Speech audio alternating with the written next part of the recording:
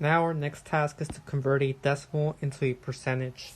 And percent basically means per hundred. So here essentially what we're doing is we're multiplying 0.353 times 100.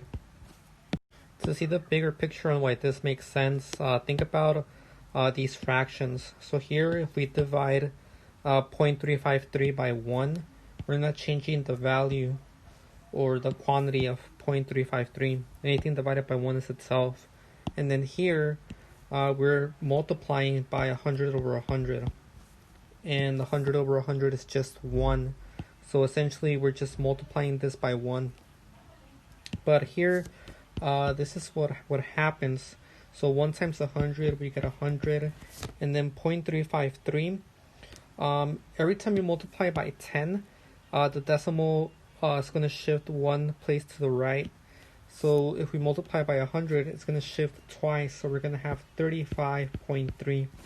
So this is our ratio, 35.3 per 100. So this is basically 35.3%. If we condense everything I just did in a couple of sentences, this is how it would go. To convert a decimal into a percent, we shift the decimal 2 spaces to the right. So even better, just one sentence. So let's do some examples, and you'll see how easy this is. So example 4, round to the nearest hundred, then convert the decimal into a percentage. 2 is in the hundredths place, so we gotta look at the value on the right, which is 8.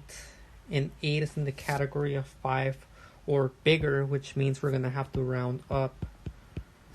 So the 2 is gonna round up to 3, so the approximation is gonna be 0.53. And now that we have rounded to the nearest hundredth, we're gonna convert this to a decimal, and we're just gonna shift the decimal 2 places to the right, so 1, 2, and here we get 53%, approximately 53%. Let's do one more problem. Here we're going to round to the nearest tenth and then convert the decimal into a percent. 2 is in the tenth place, and the number on the right is 5. 5 is in the category of 5 or bigger, so we're going to have to round up. And the 2 is going to go up to 3, so the approximation is 0.3.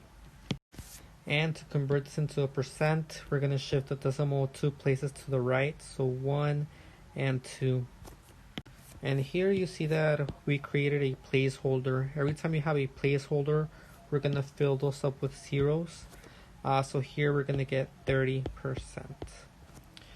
So please complete the rest of the assignment, and I'll see you back for the beginning of Unit 1, which will be either statistics or probability, depending if you're in IM1 or IM2.